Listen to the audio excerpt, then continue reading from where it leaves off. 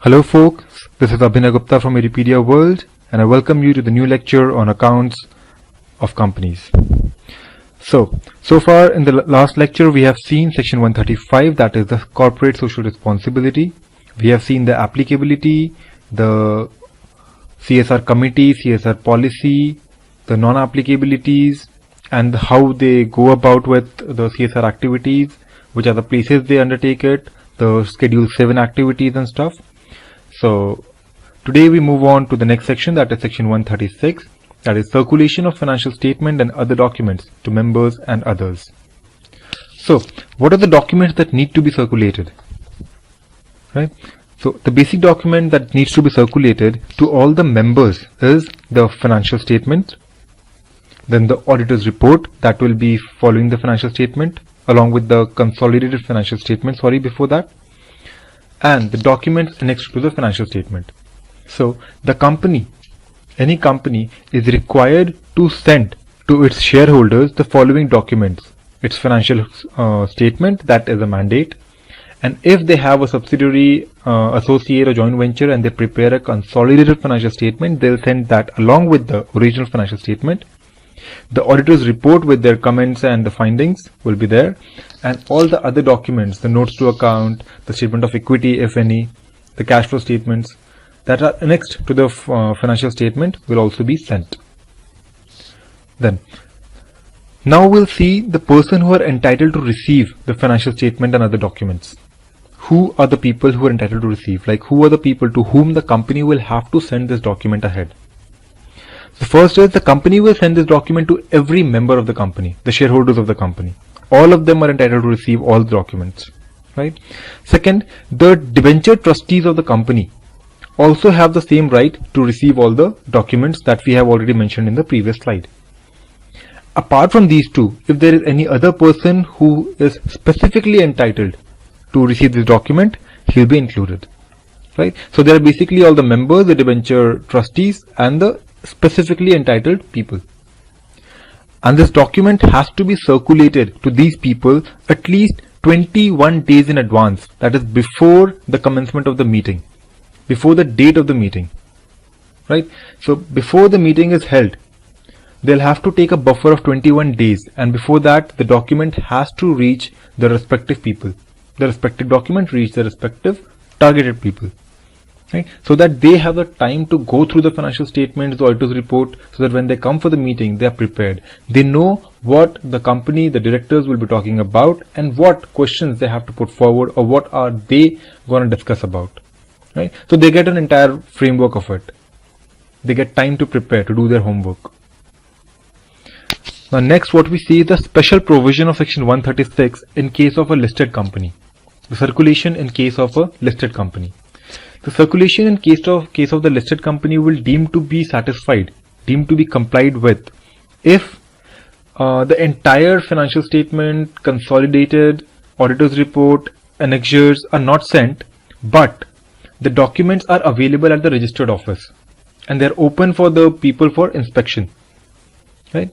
It is open for the members. The members can go and inspect the documents at the registered office, that too within business hours only. And these documents have to be made available at the registered office again 21 days in advance, so that the members again have the time to go ahead to review it and understand and study the entire financial statement. Otherwise also, if they want, they can circulate the statement with the salient features of the financials. They don't have to submit or roll out the entire financial statement, entire auditor's report. No. If there is something specific they want them to understand, they want to discuss in the meeting, those salient features will be highlighted, they will be copied down, and that brief summary will be sent to the members. And even if this is done, it is a valid compliance of section 136 in case of listed companies only. Now moving ahead, we see the circulation in case of prescribed companies. Now first we need to know what are the prescribed companies, which companies are prescribed in this case. So in this section, two companies have been prescribed. What are they? They are all the listed companies, the public companies. Now for public companies also, they have a specific category. only those public companies who have a net worth of more than 1 crore or a turnover, annual turnover of greater than 10 crores will be prescribed companies. So the two types of companies are all the listed companies and the specific big public companies with net worth of over 1 crore and turnover of over 10 crores. So these companies, the circulation for these companies will also be different. Now what will that be? So the Act says that the document to these companies can be sent in electronic mode, by electronic mode over the email or stuff, right? Now when will that be done? It can only be done where a member holds a share in dematerialized form and his email ID is registered with the depository for communication purpose. So if he has an email ID and that is registered with the depository, you can send this document to that person over the mail. You need not send the physical copies. And the second case is where a member does not hold, if he does not hold a shares in the dematerialized form, but he has positively consented in writing to receive the documents in electronic mode. They don't want the physical copy. Even though they don't have shares in dematerialized form, they have given the written consent to the company that this is my email ID, please forward the document to me on my email ID. Then after these circulations, the company will have to display the financials, the above documents, auditors reports and all the annexure documents on their website also. Right? They have the company's website, just upload it over there. Now whosoever, for any case if they don't receive it, there is a problem in the transit or problem with the mail ID, they can now go and refer to the website and just take a look into the matter, take a look into the documents. And now you also have to circulate and place a separate audited accounts of the subsidiaries.